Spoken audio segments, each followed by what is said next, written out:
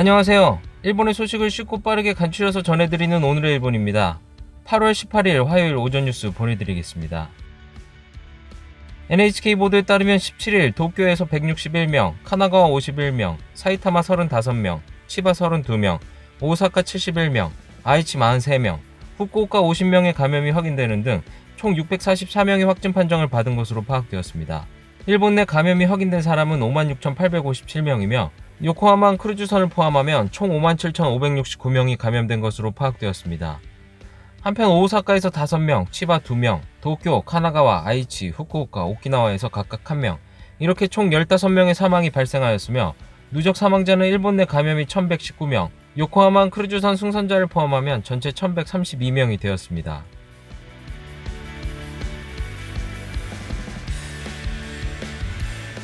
이날 도쿄에서는 161명의 신규 감염이 확인되었습니다.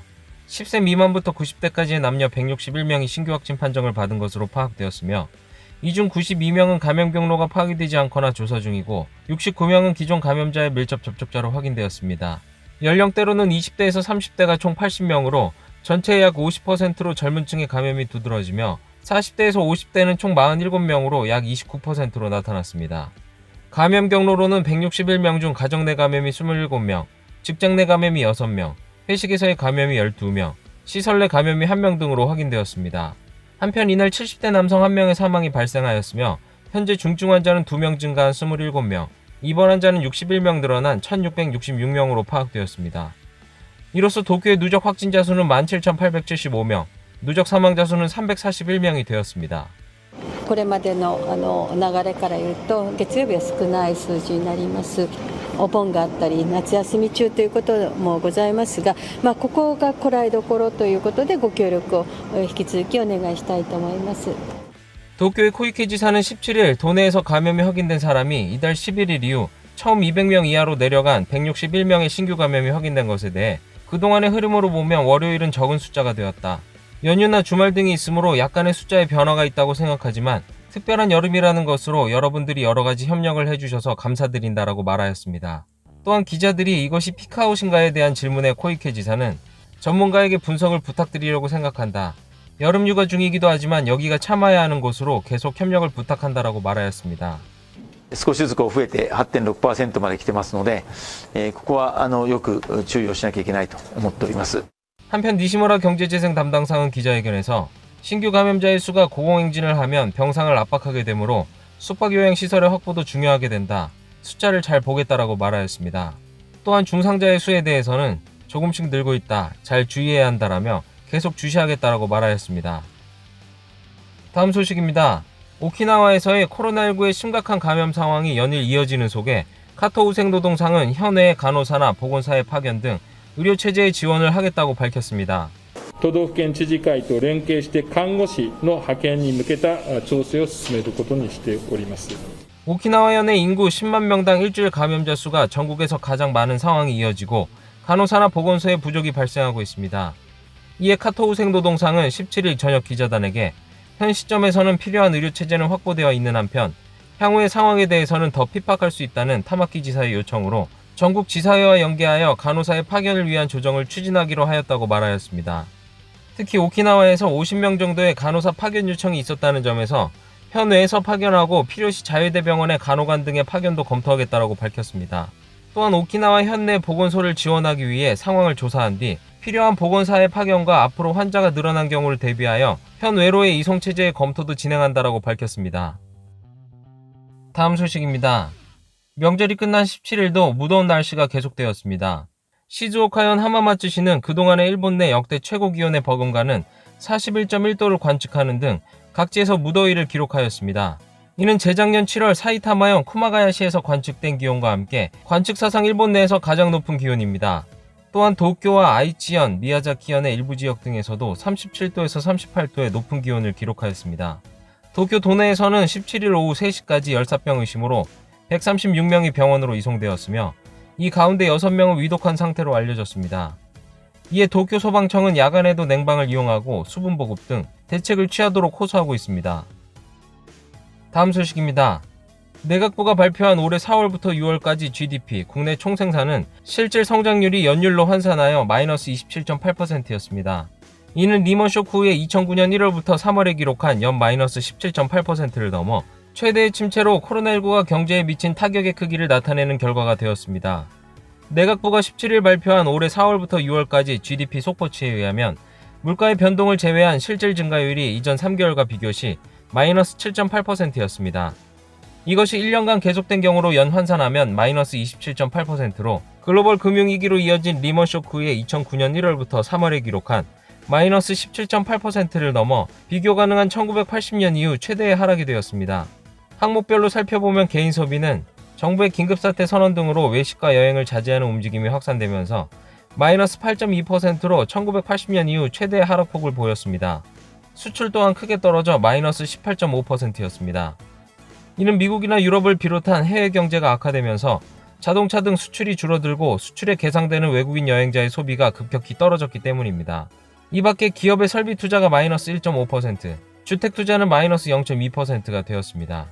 한편 물가의 변동을 반영한 명목 GDP 증가율도 이전 3개월 대비 마이너스 7.4%, 연율로 환산하면 마이너스 26.4%의 큰 폭의 침체를 보여 코로나19가 일본 경제에 미친 타격의 크기를 다시 나타내는 결과가 되었습니다.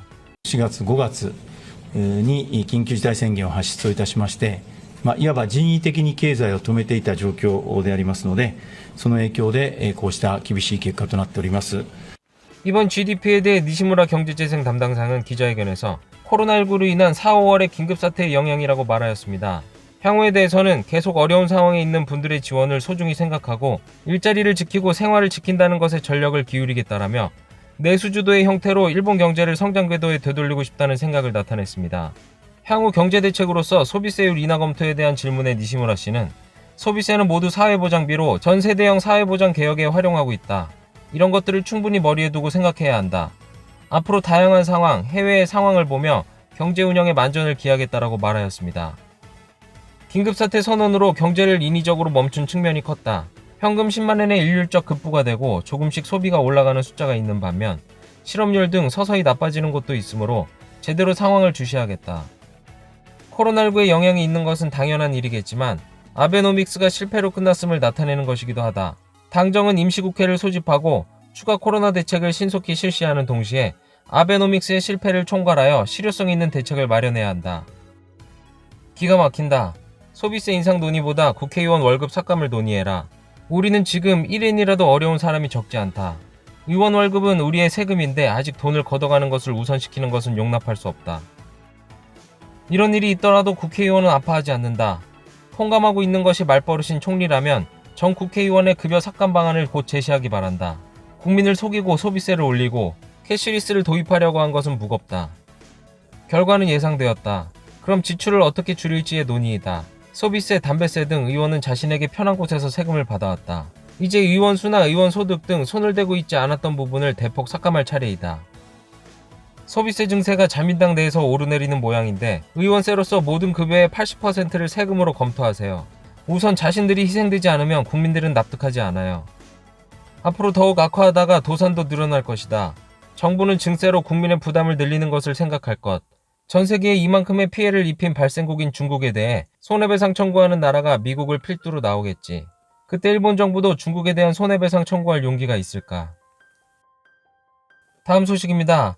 자민당의 니카이 간사장과 도쿄 도련의 간부들이 모임을 열어 내년 여름으로 예정되는 도쿄 도의회 의원 선거를 위해서 연계하여 준비를 서두르기로 하였습니다. 도쿄 도내에서 열린 모임에서는 자민당 본부 측에서 니카이 간사장과 시모무라 선거대책위원장 등이, 도련 측에서는 회장을 맡은 카모시타 전 환경상과 도의회 의원 등 양측 간부가 참석하였습니다. 회의에서 니카이 씨는 내년 여름에 예정된 도의회 의원 선거에 대해서 전해와 3년 전의 선거에서 자민당이 대패를 한 것에 대해 내년 선거에서 승리해야 한다라고 말하였습니다. 이에 양측이 연계하여 후보자 조정 등 선거 준비를 서두르기로 하였습니다. 또한 1년 연기된 도쿄올림픽의 성공을 위해서 코로나19 바이러스 대책의 철저 등도 협력하겠다고 확인하였습니다. 다음 소식입니다. 아베 신조 총리는 17일 도쿄 도내의 케이오 대학 병원에서 약 7시간 반가량 머물며 검진을 받았습니다. 정부 관리에 따르면 아베 총리는 원래 1박 2일 검사 입원을 예정하고 있었습니다. 그러나 입원하면 주위의 억측을 살 수 있으므로 아베 총리 자신의 강한 의향으로 당일 검진으로 변경하였다고 하였습니다. 정부 여당 내에서도 컨디션을 걱정하는 목소리가 나오고 있으나 정부 고위 관계자는 17일 아침 더 마른 것 같지만 전혀 아니다라며 건강 이상설을 부인하였습니다. 아베 총리는 진찰을 마치고 오후 6시경 병원을 나서 바로 사저로 돌아갔습니다.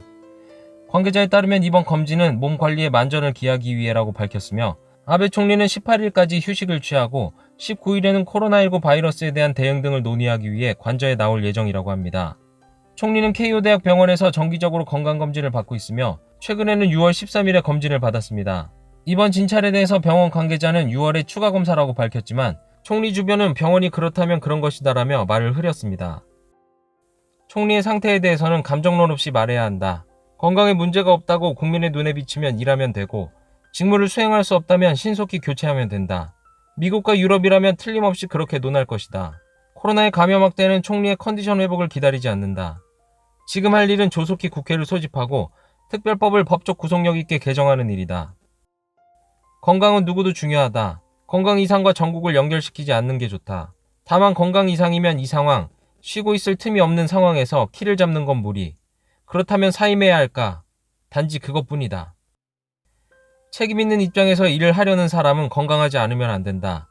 최저의 조건입니다. 특히 고령과 지병이 있는 분은 대신으로 환영하지 않는다. 관료의 메모를 읽을 만한 분도 마찬가지.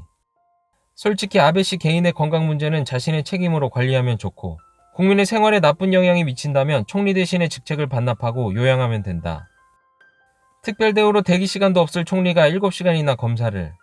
상당히 무언가 건강 측면에서 문제가 있는 것은 아닌지. 토혈설도 있고 어디가 아프면 치료에 전념하는 것이 좋지 않을까. 아소가 대리로 하는 것은 하지 않았으면 좋겠지만. 뭐 제1차 아베 내각과 같은 흐름의 분위기다. 뒤죽박죽 정책을 반복하고 지지율은 침체. 지금의 일본 모델은 국민에게 떠맡기기 상태에 코로나는 이길 수 없는 것일까. 일본은 경제 대책도 감염증 대책도 진정한 사령탑이 부재인 것이 국민에게 불행하다고 느낀다. 다음은 간추린 단신 소식입니다. 대형 백화점 3곳의 이달 초반의 매출은 코로나19 바이러스의 감염이 다시 확대하고 외출을 자제하는 움직임이 강해지고 있는 것 등으로 작년과 같은 시기와 비교하여 크게 감소하였습니다. 각사들의 발표에 의하면 이달부터 13일까지의 매출은 작년 동기 대비 다이마루 마츠다카야 백화점이 33%, 타카시마야가 18.7% 각각 감소하였습니다. 또한 미츠코시 이세탄 홀딩스는 이달부터 16일까지의 매출이 23.1% 감소하였습니다. 각사 모두 매출을 지탱하던 외국인 여행객의 면세 매출이 90% 이상 떨어졌고 코로나19 바이러스의 감염 확대의 영향으로 국내 쇼핑객들도 외출 자제의 움직임이 다시 커지면서 매출의 저하로 이어지고 있습니다. 백화점 측은 대면에서 접객을 피하고 전화나 인터넷을 활용한 판매를 강화하는 등 외출을 삼가는 사람들의 소비를 환기하는 새로운 대처에 힘을 쓰고 매출 회복을 목표하겠다라고 밝혔습니다. 신용카드 이용 정보를 바탕으로 한 지난달 후반의 소비동향 전망지수는 관광 수요 환기채 고트 트래블이 시작되었지만 여행과 교통의 회복이 전체적으로 정체되고 있는 것으로 나타났습니다. 데이터 분석업체인 나우캐스트와 신용카드 업체인 JCB는 카드 이용 정보를 바탕으로 소비 동향을 보는 지수를 공표하고 있습니다. 지난달 16일부터 31일의 지수를 감염 확대 전의 1월 후반과 비교하면 마이너스 12.5%가 되었습니다. 7월 초반에 마이너스 13.4%에 비해 하락폭은 감소하였지만 소비의 회복은 여전히 제자리 걸음이 이어지고 있습니다. 이 시기 정부의 관광 수요 환기채 고투 트래블이 도쿄 발착을 제외하고 시작되었으나 이와 관련한 레저 소비를 살펴보면 여행이 마이너스 57.3%, 교통이 마이너스 39.4%, 숙박이 마이너스 34.2%였습니다. 조사회사에 따르면 고투 트래블이 시작되고 숙박의 회복이 보이지만 여행이나 교통은 회복되지 않아 먼 길을 떠나지 않고 근처에서 즐기는 경향이 보인다라고 하였습니다. 작년 참여연 선거에서 대규모 매수 사건으로 기소된 카와이 카츠유키 전 법무상과 아내인 안리 의원의 첫 공판이 이달 25일 도쿄지방법원에서 열리게 되었습니다. 두 사람은 안리 의원이 첫 당선된 지난해 참여연 선거에서 지역의원 100명에게 2,900만 원 등을 돌린 혐의로 기소되었습니다. 재판은 기소된 뒤 100일 이내 판결을 목표로 신속히 심의를 진행하는 100일 재판으로 열리게 됩니다. 관계자에 따르면 카와이 부부는 모두 재판에서 무죄를 주장하며 카와이 전 법무상은 검찰이 불법 사법 거래를 한 혐의가 있다며 재판 중단을 요구할 방침입니다. 두 사람은 판결에 따라 모두 국회의원직을 상실하게 될 수도 있어 공개법정에서 두 사람이 어떤 주장을 할지가 초점이 되고 있습니다.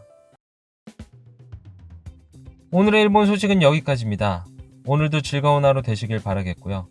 저는 또 새로운 소식으로 찾아뵙도록 하겠습니다. 시청해주셔서 감사합니다. 이기저TV였습니다.